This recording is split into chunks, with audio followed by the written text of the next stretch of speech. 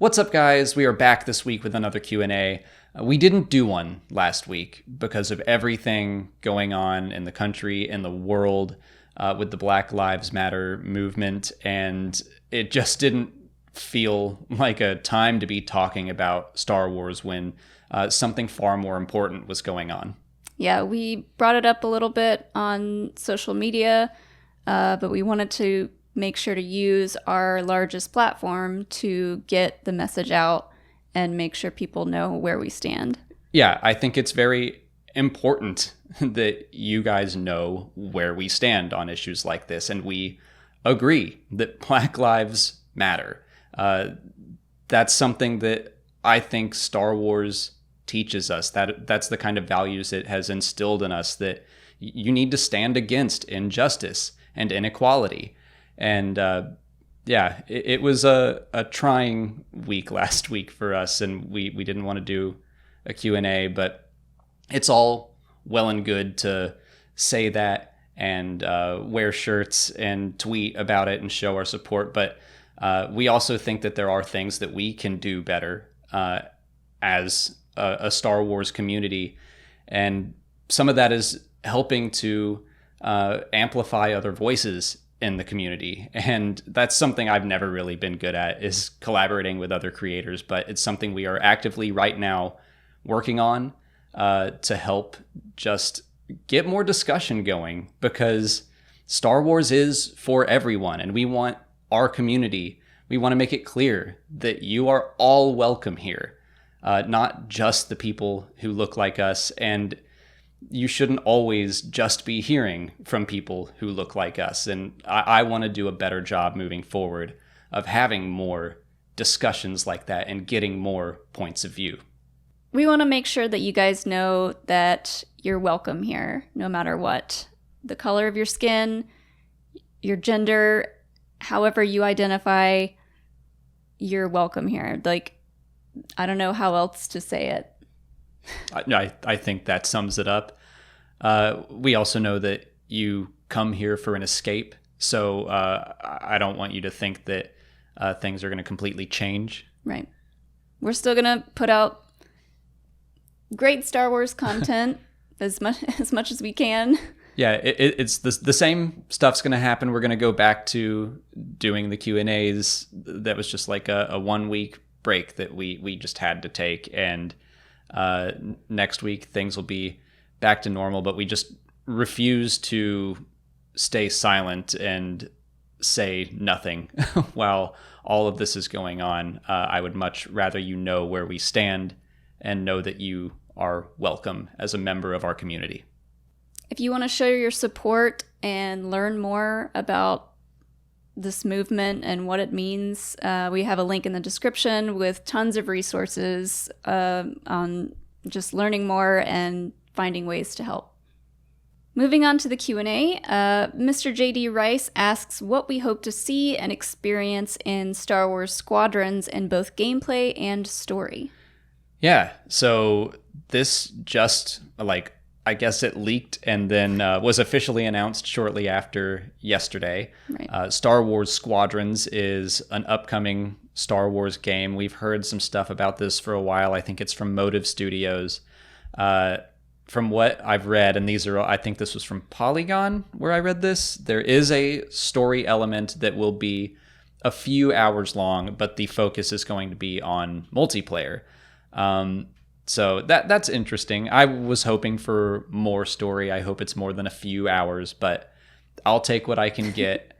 I know you were excited for this announcement. Yes, I mean pilots. That's all you have to say. I'm a pilot boy. Yeah, and I love racing games, and so flying games to me is kind of the same thing. Well, that was your favorite part of Battlefront 2. Oh yeah. Yeah, Starfighter Assault was so much fun. I wasn't great at it, but I had a lot of fun doing it. That's our friend Jim on Twitter, @ObsCanobs, who's a great person to follow. He said, I can't wait to play this and be terrible at it. I think I'm pretty good at it. So, well, you're good at everything. Well, just video games and Star Wars related things. What I'm really hopeful for is some sort of VR element. I feel like that's a pipe dream, but we don't have a PS VR, and that's where the Star Wars the first Battlefront had like a VR game little add-on, and I want that. I haven't played it, so I would really love to be able to sit in a cockpit and fly an X-wing. That would be kind of my dream. Yeah, like I don't know how that would make me feel. If it would make me feel a little bit sick. Like I'll get you a barf bag. Like I'm still not used to the VR stuff, but if that were a part of it, it would be so cool. Yeah. That's kind of like my pipe dream gameplay. Otherwise, I think it's probably going to be very similar to Battlefront 2. I'm sure it'll be a little more refined, more mechanics and stuff, since this is the focus. I'm interested in the multiplayer, because it could just be like more Starfighter Assault, but I'd really love the fact that it's called Squadrons. Makes me want to like make a squadron with friends and have like a focus on teamwork. Yeah, where you got to fly together and really keep an eye on each other. I think that would be really fun to. I don't know how they would balance like the fun with the technicalities of being a squadron and having a wingmate and stuff, but that appeals to me. It would be so cool to if two people could fly a snowspeeder together. Oh, like man. One being the pilot and one being the I hadn't gunner. even thought of that. Give me those tow cables. Oh man, that's a great idea. Like have it, or even a cloud car. I mean, anything that like you can do together. Yeah. That would be really fun. It looks like, at least for now, and we're going to learn more about this Monday, I think, and then probably at EA Play as well. So all the key art is for the original trilogy. I would really love it if it got to expand, because we've talked about this before. So much content right now in the original trilogy, and there's so many cool ships in the prequel era, and the sequel era is a lot of the same, but still. I think it would be neat if it received some Battlefront 2 style support.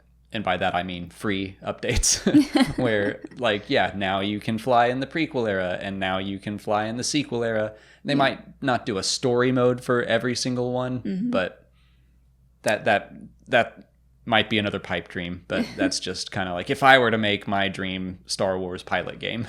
Yeah. And I honestly don't know what to expect as far as a story. I'm just looking forward to whatever it is.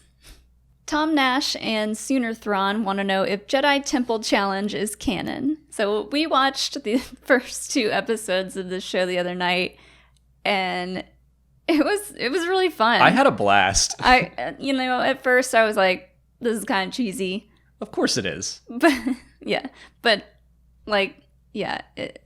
enjoyed it. I mean, like, Legends of the Hidden Temple was my favorite show at one point in time when I was very young. And that was just like my dream, to get to run through the temple and like collect the medallions. And so this is just kind of like really bringing those feelings back, except it's Star Wars themed. And yeah, we kicked back and had a couple drinks and we're just like cheering along with the kids. That was the thing, like halfway through you are like really invested on who's gonna win, and like you're cheering them on, and it's like my favorite part was Zakai in the second episode, when there's the point where the dark side tempts you to like skip a challenge, and at first he says the dark side's kind of annoying, it's very loud, and I was like, yeah, good for you, stay on the light. And then he immediately went over and did the dark side skip, and I was like, Zakai, you've fallen. But, okay, so is it canon? No. I mean, it's one of those things where, like, you really just gotta let that side of things go. It's for fun, but... How could it be canon? Well, yeah, like, I think that 83, I think, is the droid. I forget the astromech droid's name, but Jedi Master Beck, I'm sure, is a canon character. Sure. I bet he taught Jedi. I think that we will probably see him in a story someday. That would be awesome. We don't currently know where this takes place, what era. Prequel at least. But yeah, I think that Beck is going to pop up somewhere in a comic or a book or something. That's a good point. Like the locations, the Star Wars characters in it, those things could be canon, but obviously the events, the kids playing, none of that plays into Although, like, canon. I will get a real kick out of if someone named a Padawan Sakai down the line. Yeah. And he was kind of a maverick. He's like, I don't know, he might go to the dark side again. Yeah. Like, there's wiggle room, but no, I mean, you don't watch Jedi Temple Challenge to, like, get new canon tidbits. It's just for fun. Although there are those stories. Cavan Scott. Oh, yeah, I forgot about the stories. Yeah, so he wrote stories that then the kids, like, have to remember and, like, pull trivia from. Mm-hmm. I really want to be on this show. So I think we're a little old. Those maybe canon. I think it's probably more like they could be made up in universe stories. They don't necessarily have to have been true. But sure. Patty K and Tyranny Legion ask if we think Celebration will go digital like Comic-Con. I think so. That sounds likely. We haven't heard anything. I've seen rumblings on Twitter from people that we trust, and they're saying that, like, it's delayed at the very least. I think digital probably sounds like the way to go, because even delaying it, it's like, I don't think they want to push it to next year because D23 is next year. I mean, they still want to get these announcements out and move forward with whatever content we're going to get, I'm sure. I guess with the exception of productions that have been slowed down or halted because of the coronavirus and everything. And it's like The Mandalorian, those trailers, that information, those announcements, like, they could just not do them, but that sounds unlikely. Yeah. So they can't delay Celebration to past October. Right. Like, they'll have to do the Mandalorian reveals. And if they're going to do that, I think they should just do a digital one. I would really miss going this year. I mean, it's just the best time. But with everything going on, this is the safe thing to do. And it's going to be fun. Like, everyone, I assume, across the world is going to be able to watch this stuff together. Mm-hmm. And that still provides, like, a unique sense of community. I'm going to really, really be sad that we're not going to get to see so many of you. Yeah.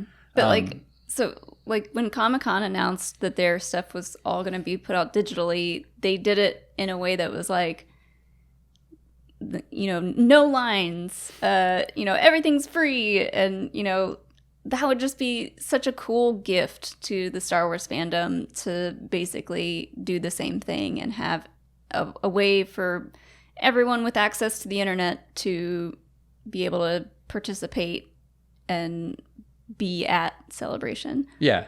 And I mean, I don't know how, assuming it goes digital, like, our coverage is going to be a lot easier, but we could also do, like, fan meetups after every big panel. Yeah. And we could just all talk about, all right, let's talk about the, like, fingers crossed Kenobi trailer they just dropped. That's probably not going to happen, but like, if we get new details on new shows or the next slew of movies, and we can all, like, then sit and talk about it right afterwards, that would be fun. So yeah, I do think that it's likely we're going that direction, and I'm bittersweet about it. Brandon Velasquez wants to know, if someone fell to the dark side but then lost their memories, would they still be evil? If you haven't played it, you should play Knights of the Old Republic, first of all, because that's very much what that game is about. Mm-hmm. And my answer is no. If someone, like, just had a mind wipe and were a blank slate, no, because I think there's even a Clone Wars episode where the fortune cookie at the start is that hate is taught. It's not natural. Like, you have to be taught to have biases and prejudices. Yeah, I agree. And yeah, that just play KOTOR. It feels like that's something you'd really enjoy exploring. Luminous Being asks what we think of the rumors that live-action Ezra and Thrawn are coming. Yeah.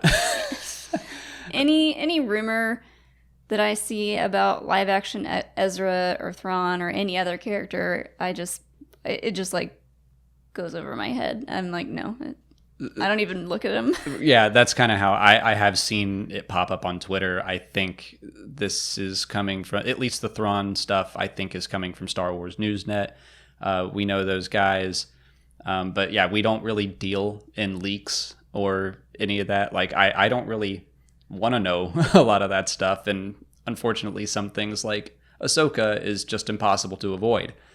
I'm kind of... Ezra, I can see, especially if, like, there are rumors of Ahsoka and Sabine and Rex, and they might just get the whole crew. And then if he's there, Thrawn might be there too. I mean, there was also rumors that we were getting another season of Rebels or like a spin-off series. Right, the spin-off, another, like an animated sequel series. Yeah. So, I mean, if they're going to do that, then how would they work live-action Ezra and Thrawn into that? But I don't know, like... Well, I wonder if this is all just like the whole team is going to be just a very brief cameo in The Mandalorian or something. Or they could go the route of making a show that starts out animated and they go through like a portal and then everyone is live action. What's happening? I don't want that to happen. I don't know. Something like, I love the character Thrawn, but for some reason my gut says, like, I don't know, I kind of want to keep him animated. I don't know. I don't know why I feel that way. There's potential to get a very attractive man to play Thrawn. Who would you cast? Probably someone with cheekbones. Yeah. My first thought would be Benedict Cumberbatch. That's a lot of people throw that one around. Because of the voice. But yeah, he does do good voices. And he's got the cheekbones, so... he's got it all. He's the whole package. Bryce Wallace wants to know if we can do more gaming live streams for older Star Wars games. Yeah, we can. And we took a little break from live streaming the past couple weeks, but they're coming back. They're coming back. And the game we're planning on doing next is Lego Star Wars 3, The Clone Wars. Mm-hmm. That's the only one we haven't played. So yeah, live streams will be coming back. We just took that little break, and I would really love to play through some more older games. I haven't played Dark Forces 2 Jedi Knight in forever, and that was one of my favorites growing up. Yeah. Lane Owen asks who we think is flying the Ghost in The Rise of Skywalker. I think I kind of want it to be Jacen Syndulla. And not Hera? I think she deserves, like, some time off. She's been through a lot. She can take a break. Jacen can take over. Yeah. I think that would be cool. And I'd love to hear that story someday, maybe. Yeah, I can't imagine that we are just going to leave that behind. I can't remember if he was mentioned in Alphabet Squadron. He was at least alluded to. But yeah, bye! I would like to one day follow up on Jacen Syndulla and whatever he's up to. And I think it would be cool if he inherited the Ghost and was at the Battle of Exegol. Tyler Shepard wants to know if Mon Mothma knew Leia was Padme's daughter. So, she definitely knows in Bloodline, because she finds out with the rest of the galaxy. Did she know before that? I'm going to guess no. Yeah, I mean... But it's a coin toss, really. Yeah. Like, Bail trusted Mon Mothma, but I think he knew that the more people that knew, that was just a problem. Yeah, I don't really like the idea of finding out that more and more people actually did know that secret, you know? I'm like, it kind of wouldn't surprise me if she knew, but I don't know. The fact that she knew before Leia, I just don't like that. I think that needed to be Leia's secret, and I don't think Bail and Breha would have run around telling everybody. Oh, no, absolutely not. Dennis Lofgren asks if younglings ever practiced with sticks, or did they go straight to dangerous blindfolded lightsaber lessons? This is a good one. Yeah, and I have an answer for it. So Star Wars Rebels shows, I think in season 2, that there is like a low power setting, a training mode for lightsabers. Kanan and Ezra use it together. So I have to assume / hope. What happens to the lightsaber when it's in low power mode? I forget. It'll like give you a little zap, but it can't cut your arm off. That's it. And so I have to hope that all those blindfolded toddlers in Attack of the Clones had their lightsabers in low power mode. They have to have been training lightsabers of some kind. It's just a matter of time before one of them sneezes and like hits the other one. And kids are clumsy. They're also just kids, and like they hit each other with things. Yeah, like one of them might lose his temper, and that will be a lesson to be learned by Master Yoda probably. But yeah, what if one of them just had a bad day?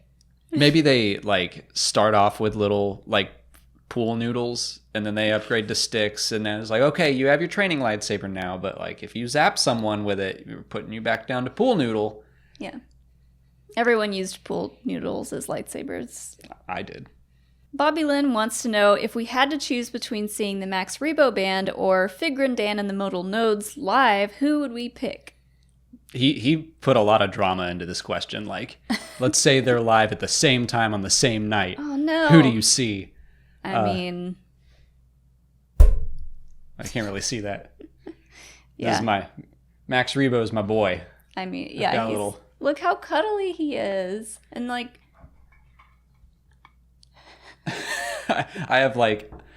After Biggs, I think the next shrine I need to make is Max Rebo. Because, I mean, you played piano growing up, and he's a piano player, a pianist. Yeah, but look at him. He's so cool. And not to mention, he's got Droopy McCool in the band. Yeah. I mean, could you imagine, like, going out for drinks with those guys afterwards? I bet they go crazy. Yeah. Honestly, I would be there just for Max Rebo. I'd like him to go solo. He can bring Droopy along, but I don't want Joe Yowza screaming in my face. Yeah, we could probably do without that. Who would you choose? Oh, same. Oh, you're agreeing. Okay. Yeah. I mean, nothing against Figrin Dan. I mean, they're kind of one-hit wonders. Am I wrong? I guess not. Well, we don't know. That's all the time we have for questions today. You might notice that we took all Patreon questions this week because we skipped last week, and I wanted to make sure that I still got 5 for the people that were submitting questions, and I am still going to give you all written responses if you're patrons and your questions weren't answered here, so that's all over at Patreon. And we need to send a shout out and a thank you to Jane Dalton, who is a new patron of ours and joined at the Jedi Council level, which is just huge. It's so generous and so encouraging, so thank you, Jane. If you haven't already, please like this video, subscribe to the channel. Follow us on Twitter, Instagram, and Facebook. And as always, thanks for watching, and may the Force be with you.